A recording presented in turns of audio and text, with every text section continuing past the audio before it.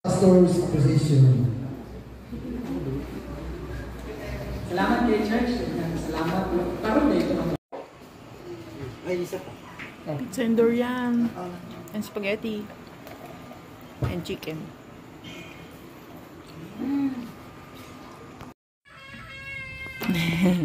Ganito man yan. Baro mama. Ito oh. Lagay mo water here oh. Oh. Water. Tapos. Wow! Ay ka. Pour mo ganun. Pour mo. Wow! Ay ka naman.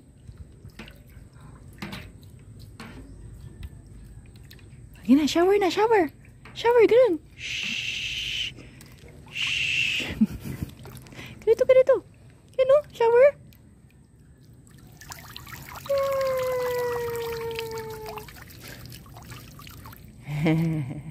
Ganyan siya, oh.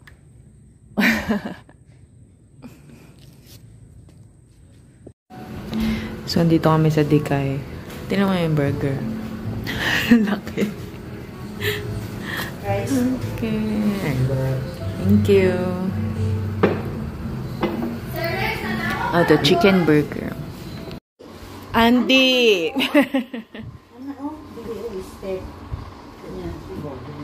Sige, sige. Ano, dali ang isa ka. Ana. Andy, si Aria muna.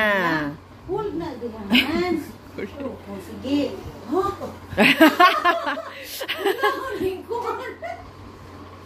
Uyawag kay Andy. Uy, advance. Oh, si Aria naman. Aria naman. Ana, hold dia, Aria. Oh, na, ana, step ko dia, Aria. Andy, may ka na. Maya na, Andy. Oh, sige. Up. Paano mag-slide si Aria? Diyan ka, kaharang. Sige, oh, si Aria. Yay!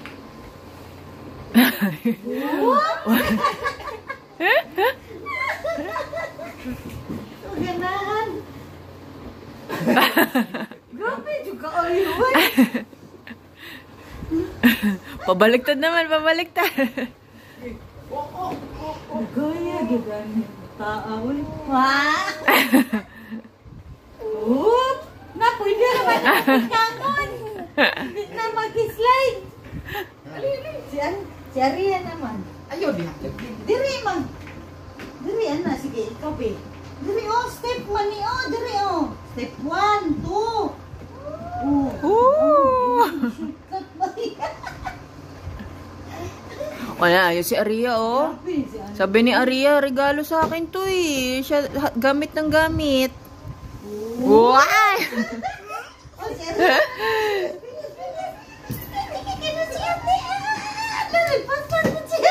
Ay, tapi, Andy! Pas-pas mo si Aria. Saya. Ikaw na naman. Dito ba? Dito. Step 1, 2. Ganyan natin. O, yan, yan. Ala, ginaya ka na ni Aria. Ala, yan na. Akyat na siya. Why? Ay!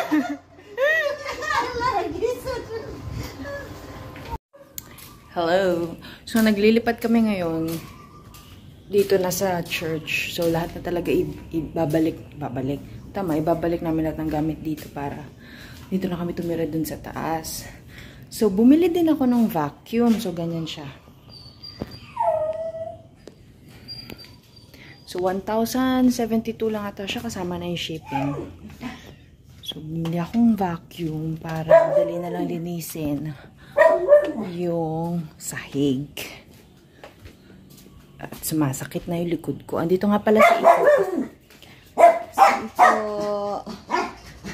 Ayan, siya na yung pumalit dito kaila Lily at Io.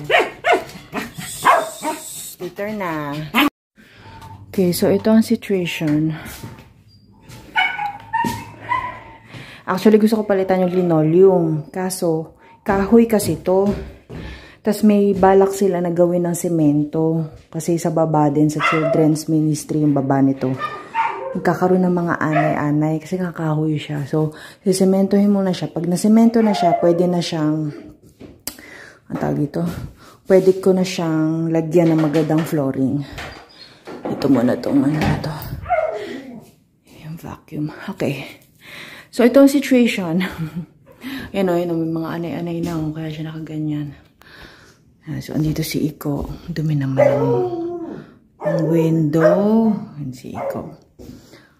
Okay, so may built-in cabinet siya. Pero, siguro, gagawin ko na lang siya open cabinet kasi mas maaliwalas tignan ng open cabinet. Tsaka mas lalaki yung itsura ng kwarto. Yan. So, madami naman siyang outlet. Okay, tapos ito yung parang lobby niya, ganyan. Ito, diretso na to sa sa kwarto ng dorm. Dorm yan, andyan sila. Ito yung plywood, ito ba yun? Basta may plywood na ididikit sila dyan para magkaroon na siya ng division. Ayan, tapos ito, papalinis ko yung mga sapatos, parang ayusin namin tong lobby. So, eventually, pag lumipat na kami na talagang bahay na namin, ito, mangyayari, magiging guest room. So, tuwing may darating na family or na pastor na kailangan ng tulugan, dito na lang siya, imbis na iaano pa siya sa hotel. So, malaki naman siya. Ganyan. Tapos, iakit ko na rin yung crib para kay Andy. So, medyo mainit siya kasi ito nga lang yung yung bintana. Tapos, hindi pa namin palagi pwede buksan kasi nga maingay itong isa. Siya. Pero pagagandahin namin itong ni Ika. Iko pala. Yung niya. So, yun. So, pag wala na kami dito, ito na maging guest room. So, pagagandahin na rin namin habang nandito kami para wala na masyadong changes pag alis namin. So, yun. Okay. The moment of truth. Natin kung magana. Saan ba yan? Ito ba yan? Oh! Wow! In fairness. Wow! Pang-ambak. Si Kuya Pastor Jackson.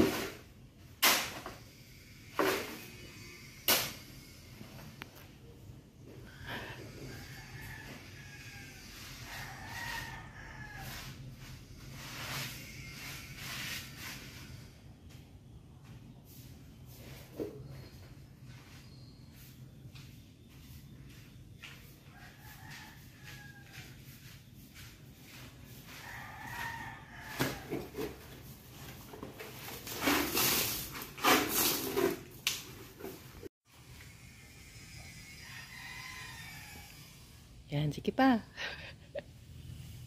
Sige pa, lagyan mo pa marka.